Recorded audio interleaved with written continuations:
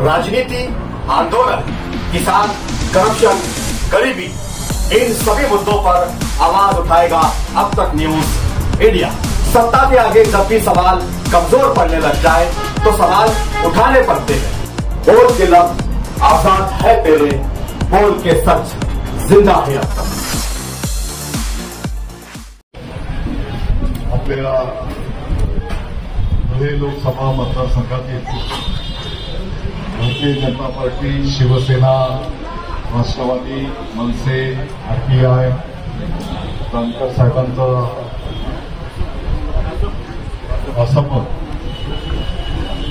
आणि इतरही मित्रपक्षांच्या वतीने डॉक्टर सुभाषजी भामरे साहेब यांना उमेदवारी देण्यात आली आणि आपल्या मालेगावमध्ये त्याचा प्रचाराचा शुभारंभ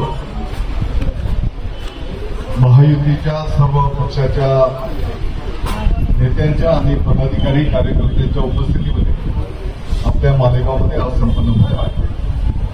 मी आपल्या सर्वांच्या वतीने डॉक्टर सुभाषजी भामरे साहेब यांना हार्दिक शुभेच्छा देतो। भारताचे लोकप्रिय प्रधानमंत्री आदरणीय नरेंद्र मोदी साहेब की ज्यांनी भारतीयांचा गौरव जगाच्या पाठीवर उंच केला, आपल्या भारताचं नाव जगामध्ये उंच केलं, प्रत्येक भारतीयाला अभिमान वाटेल अशा प्रकारचं कार्य त्यांच्या हातून जगाच्या पाठीवर घडलंय। आपल्या देशामध्ये अनेक विकासाची कामं, अनेक इन्फ्रास्ट्रक्चरची कामं त्यांच्या माध्यमातून संपन्न झाली।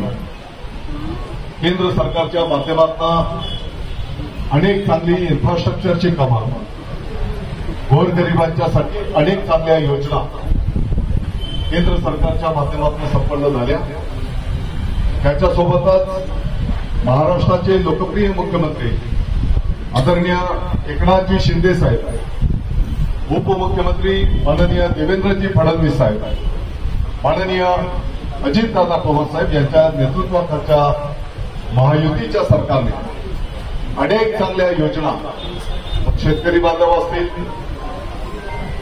महिला भगिनी असतील, विद्यार्थी असतील, कामगार असतील, समाजाचे सर्व घटक यांच्यासाठी अनेक चांगले निर्णय त्या ठिकाणी केले।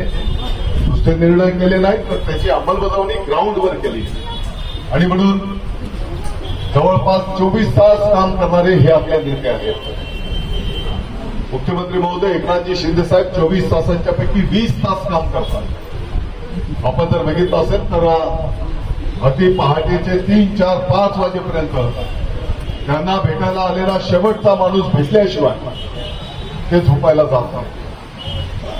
माननीय देवेंद्रजी फडणवीस साहेब अतिशय कार्यक्षम डिसिजन मेकिंग, अनेक विकासाचे प्रकल्प पुढे नेण्याचं काम त्यांच्या माध्यमातून संपन्न होत आहे।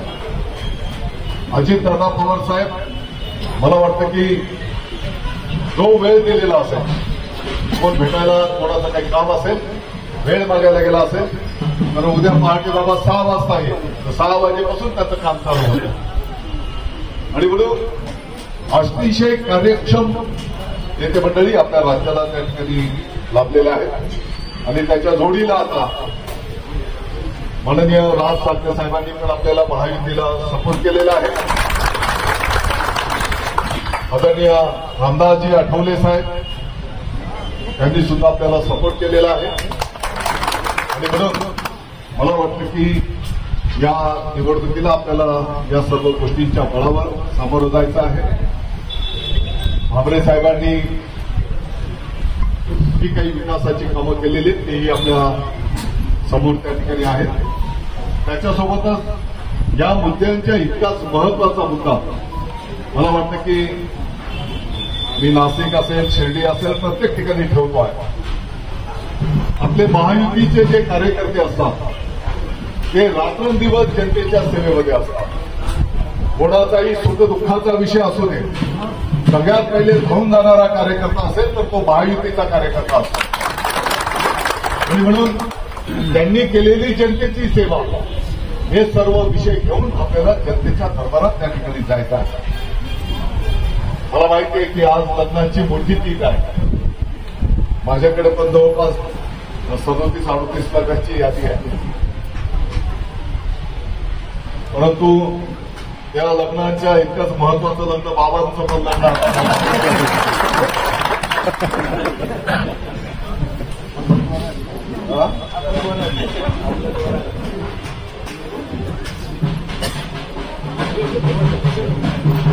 हे लग्न पण आपल्याला तेवढं महत्वाचं आहे आणि म्हणून आपण सर्वजण मिळून आपल्याला मेहनत करावी लागेल. गाफील राहून आपल्याला चालणार नाही. प्रत्येकाने रात्रंदिवस कष्ट करण्याची या ठिकाणी आवश्यकता आहे आणि म्हणून आपण सर्वजण पाठीमागच्या काळातला जो लीड होता त्या लीडपेक्षा जास्त लीड कसा देता येईल या दृष्टिकोनातून आपल्याला सगळ्यांना काम करावं लागेल. भविष्यामध्ये जसं आता भाकरे साहेब बोलले आपल्या काही सभा होतील, बैठका होतील, तर त्यावेळेस आपण सगळेजण आपण तर प्रमुख पदाधिकारी आहोत. आपल्याला या सगळ्या गोष्टी ज्ञात आहेत. परंतु जनतेशी येणाऱ्या काळामध्ये निश्चितपणे आपण संवाद साधू आणि मोदी साहेबांच्यासाठी माननीय मुख्यमंत्री महोदय एकनाथजी शिंदे साहेब, फडणवीस साहेब, अजितदादा पवार साहेब, राज ठाकरे साहेब, आठवले साहेबांच्यासाठी आपल्याला त्या ठिकाणी जनतेच्या दरबारात मतदान मागायचं आहे. एवढीच विनंती आव्हान या निमित्ताने करतो.